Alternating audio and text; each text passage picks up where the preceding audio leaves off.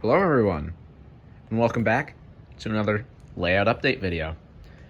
This will be for March of 2024. Yes, I already know, it's really close to April. I might as well make an April one, but I have not made a March one yet. At least I'm not sure I did. And I wanted to keep everyone updated. So, in this month of layout progress, as you can probably see, I've been making some pretty solid progress. I have been working on the main train yard quite a lot, and I have all the switches for the entire layout hooked up and set to constant voltage, which means train here, I can throw any switch here when the train is not moving. This has its benefits for the switches, I explained in another video, and it's also just really cool looking. You'll also notice that all of the bumpers are lit up. I was able to solder a wire to the connector on the bumper and use the ground track and run the actual, positive in and connect it with all the same positive that runs to the switches. So now all of the bumpers on the yard are constantly lit up, which I think is another cool detail that just looks nice and also is sort of functional.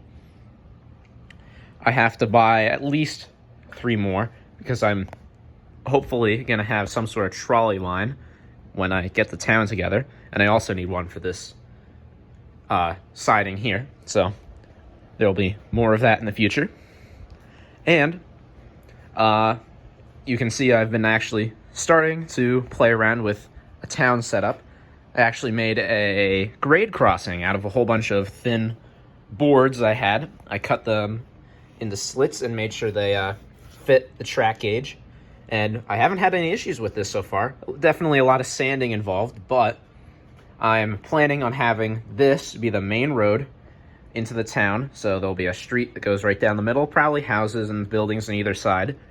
And over here, I'm hoping to have a main station. You can see I have a whole bunch of 50s street lights. I don't think they're made by Lionel, but they're made by a manufacturer that was making them in a similar time period as I'd like this layout to be set up. So I would like to incorporate these street lights into a main station area right here. As you can see, I have it marked with this one little station platform. Hopefully going to buy some more of those in the future. Trying to find these in decent shape for a decent price is hard, but I'm definitely going to find some more. I'll probably need around 3 more for this stretch. I don't think I'm going to do any on the other side. And then I'm going to figure out some sort of big station here, and I think it'll look real nice. You may also notice that I added this upper level. I thought that this mountain over here didn't have much, so I decided to incorporate a elevated track using some original Lionel trestles and to circle this opening, so whoever stands in here has a train going around them here and they can view everything on the inside. I'll show you guys that angle a little bit, but I think it's another nice detail, as well as this little guard shack I put here for the bridge. Now you have to have a guard on duty, make sure no one's playing around on the bridge. And yeah, working hard and making slow but steady progress. Now, time to run some trains. I actually forgot to mention my new favorite part of this entire layout, and that is my control board. I decided that I want to have sidings that have power that can turn on and off, so I can interchange trains without having to go over and actually take them on and off the tracks. This is a really cool detail, and I will show you it in action. Right now I have the yard, one of the spurs hooked up on the yard, so this train, the freight train, can go through the yard with relative ease. It's not perfect, I still need to work on it, but I think that this is a really cool feature, and I'm hoping to get all of these sidings hooked up so I can have a fully functional train yard, unlike in past layouts. As you can see, light turns green when he exits the spur, and now he's back on the main. and no derails, which is phenomenal.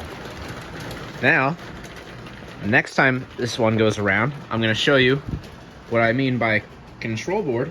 I'll give you an example. All right, so freight train's pulling into the main yard. I might actually have made this train a little bit too long, but that's all right. I can still make this work. Slowing down, making sure he's completely in the yard. Let's move forward a little bit. Now, I'm going to throw a couple of switches, make sure nothing is messed up. Now, I'm going to go over to my control panel, and you'll notice the yard's on here. So I'm going to turn off the power here, here, and here. Now, the whole yard is dead. As you can see, all these holes will have switches in them eventually, but I haven't got there yet. Now, the train sitting on the station siding will be able to turn on and pull out of the station. So, I'm going to throw these two switches. This train now has the all clear to leave the station, and now it can.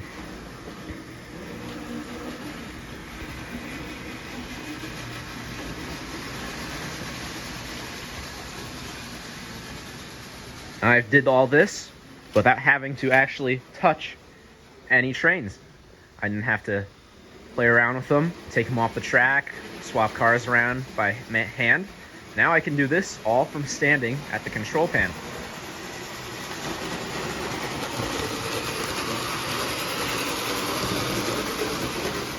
And if I want to swap trains out, I can throw the switch,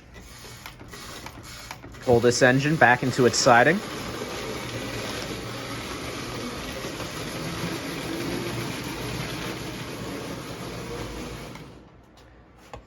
turn off the power, turn on the power in the yard, make sure all the track switches are good. Oops, wrong one.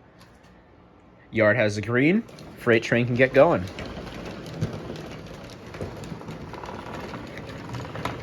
Crosses the crossing. I need to hook up all of the railroad crossing stuff. Not really sure how I want to do that, but now the freight train can leave the yard.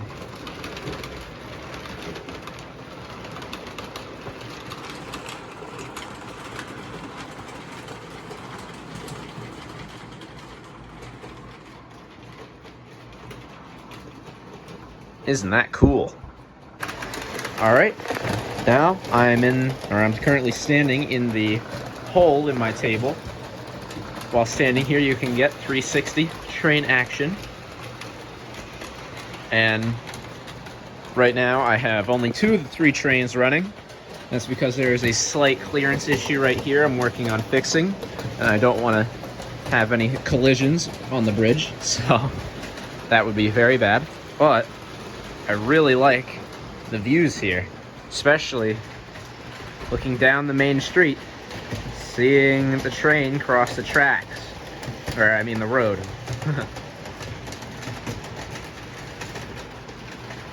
Very cool details.